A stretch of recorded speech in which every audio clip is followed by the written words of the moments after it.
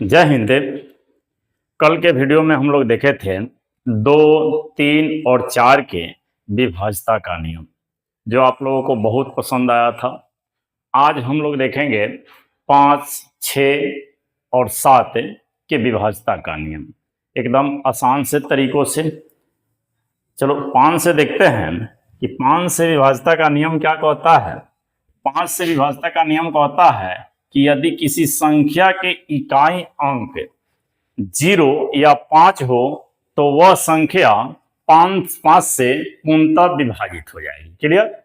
इसका कुछ उदाहरण देखते हैं। जैसे कि 125 है, इसका इकाई अंक 5 है तो यह 5 से विभाजित है। लास्ट में 0 है, 230 का इकाई अंक 0 है, 5 से विभाजित है। लास्ट में 5 है, इकाई अंक तो 5 से विभाजित है। यहाँ पर देखेंगे 1, 2, 3, 4 है, मतलब लास्ट में 4 है, इकाई का अंक 4 है तो यह 5 से विभाजित नहीं है। क्लियर? यहाँ तक किसी को कोई दिक्कत नहीं है। अब देखेंगे 6 से विभाज्यता का नियम। यदि कोई संख्या 2 से और 3 से दोनों से पूर्णतः विभाजित है तो वह संख्या 6 से विभाजित होगी। क्लियर? कुछ उदाहरण देख लेते हैं। जैसे 48 है, 2 से विभाजित होगी 48 में, लास्ट में 8 है, मतलब 2 से विभाज्यता का नियम हम लोग कल पढ़े थे कि जिस संख्या के अंत में 0, 2, 4, 6, 8 हो वह 2 से पूर्णतः विभाजित हो जाएगी।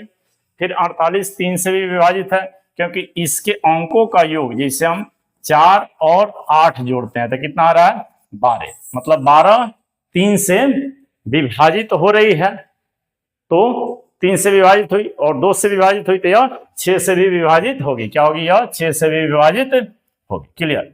अब 126 है, मतलब लास्ट में 6 है, 2 से विभाजित हुई और इसको जोड़ेंगे 1, 2, 3 हो गया और 3 और 6 9 हो गया, मतलब 3 से विभाजित होगी तो यह 6 से भी विभाजित हो जाए। क्लियर? कोई दिक्कत नहीं है। 135 है, इसमें 2 से भाग नहीं लगेगा, मतलब 135 2 से विभाजित नहीं होगी, इसके लिए 6 से भी विभाजित नहीं होगी। क्लियर? तो यह नहीं विभाजित होगी। और 210 है, मतलब 2 से विभाजित होगी, 3 से भी विभाजित होगी तो यह संख्या क्या होगी? 6 से भी विभाजित हो जाएगी। यहां तक किसी को कोई दिक्कत नहीं है। अब देखेंगे 7 से। 7 से विभाज्यता का नियम देखेंगे।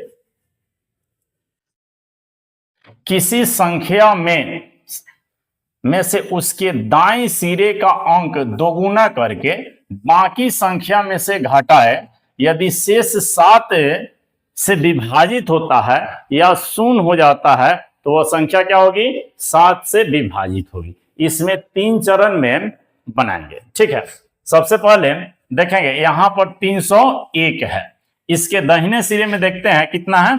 1 है, मतलब 1 को हम 2 से गुना कर देंगे तो कितना हो जाएगा? 2। अब शेष कितना बच रहा है? 30 बच रहा है, तो 30 में से हम 2 घटाएंगे, कितना हो जाएगा? 28 हो जाएगा। अब यहां पर देखेंगे कि जो 28 है 7 से विभाजित है। क्या है? 7 से विभाजित है। 7 चौके 28, मतलब यह 7 से विभाजन होगी। दूसरा का उदाहरण देखते हैं। 560 है, कितना है? 560 है, तो लास्ट में कितना है? 0 है। अब 0 में जैसे हम 2 से गुना करेंगे तो कितना हो जाएगा? 0 हो जाएगा। 2 से गुना करेंगे तो 0 हो जाएगा। अब इसके बाद क्या करते हैं कि अब जो संख्या बच रहा है 56, कितना बच रहा है? 56 बच रहा है, तो 56 में से हम क्या करेंगे? 0 को घटा लेंगे तो कितना बचा? 56, और यह 56 क्या हुआ? 7 से विभाजित हुई। 56 क्या हुआ? 7 से विभाजित हुआ, अतः 560 जो संख्या है 7 से पूर्णतः विभाजित होगी। अब आगे देखते हैं 8 के विभाज्यता का नियम, 9 का विभाज्यता का नियम और 10 के विभाज्यता का नियम। क्लियर? ठीक। अब यहां पर देखें हम लोग 8 से विभाज्यता का नियम। 8 से विभाज्यता का नियम कहता है कि जिस संख्या के अंत में 3 संख्याएं 8 से अगर पूर्णतः विभाजित होती है तो वह सभी संख्याएं 8 से विभाजित होगी। यहां पर देखेंगे यदि किसी संख्या के अंतिम 3 अंक 8 से विभाजित होते हैं तो वह संख्या क्या होगी? 8 से विभाजित होगी। और कुछ उदाहरण देखते हैं कि दिया हुआ है 51,624, तो 624 अंतिम 3 अंक है और इसमें 8 से भाग कर रहे हैं, मतलब पूरा पूरा कट जा रहा है, विभाजित हो जा रहा है। तो 51,624 8 से पूर्णतः विभाजित होगी। यहां तक कोई दिक्कत नहीं है। अब देखते हैं यहां पर 20,536 है, मतलब 536 3 है, अंतिम 3 अंक है। अब यहां पर 8 से भाग करते हैं तो यह भी पूरा पूरा कट जा रहा है, मतलब यह भी संख्या क्या है, 3 से विभाजित है। यहां लास्ट में 4 नंबर उदाहरण देखते हैं, 1 2 3 4 5 है, मतलब इसके अंतिम 3 अंक 345 है और यह 345 जो है 8 से विभाजित नहीं हो रही है, अतः क्या हुआ, यह संख्या 8 से विभाजित नहीं होगी। अब देखेंगे 9 से विभाज्यता का नियम। कोई भी संख्या हो उसके अंकों का योग करेंगे और योग करने के बाद में अगर वह संख्या 9 से पूर्णतः विभाजित हो जाती है तो वह संख्या 9 से विभाजित होगी। क्लियर, कोई दिक्कत नहीं है। देखिए, यदि किसी संख्या के अंकों का योग 9 से विभाजित होते हैं तो वह संख्या 9 से विभाजित होगी। देखिए 126 है, जोड़ते हैं इसको अलग अलग संख्या करके, 1 2 और 6, तो कितना आ गया 9, मतलब 9 9 से विभाजित है तो यह संख्या क्या हो गई, 9 से पूर्णतः विभाजित हो जाएगी। क्लियर। अब देखेंगे 729, मतलब 7 2 और 9 को जोड़ेंगे तो कितना आया, 18 आ गया। 18 में 9 से भाग करेंगे 2 मरतबे कट जाएगा, यह संख्या पूर्णतः 9 से विभाजित होगी। एक चौथा नंबर देखते हैं, 1 2 3, अब इसको जोड़ के देखते हैं तो कितना आ रहा है, 10, मतलब 10 में 9 से भाग करने पर शेषफल 1 आ जा रहा है, अतः यह संख्या 9 से विभाजित नहीं होगी।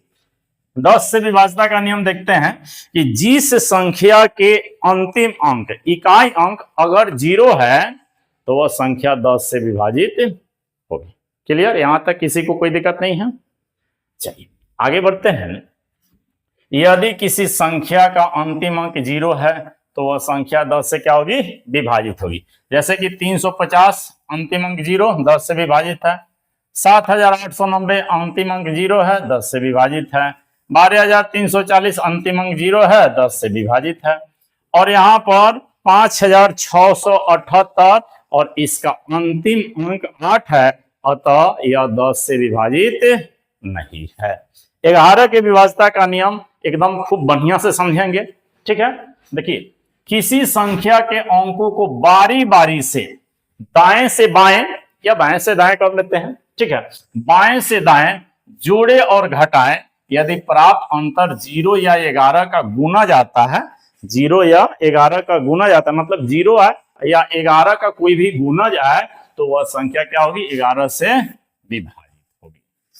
थोड़ा सा ध्यान देने की जरूरत है। 242 है, पहले क्या करते हैं कि एगो घटाते हैं 2 में से 4, अब फिर इसको क्या करते हैं कि 2 जोड़ते हैं, कितना आ रहा है, 0 आ गया, मतलब 0 और 11 का गुणज है तो 11 से पूर्णतः विभाजित है। एक और नियम यहां पर काम करता है कि विषम स्थानों का योग और घटाओ सम स्थानों का योग घटा देने के बाद अगर वह 0 और 11 आता है तो वह भी पूर्णतः विभाजित होगी 11 से। ठीक है, जैसे कि देखिए विषम स्थान पर पहला स्थान पर 2 है, दूसरा स्थान पर 2 है, तो 2 और 2 जोड़ेंगे, विषम स्थान कितना हो गया 4, और सम स्थान पर 4 है, 4 में से 4 घटाएंगे 0 हो गया।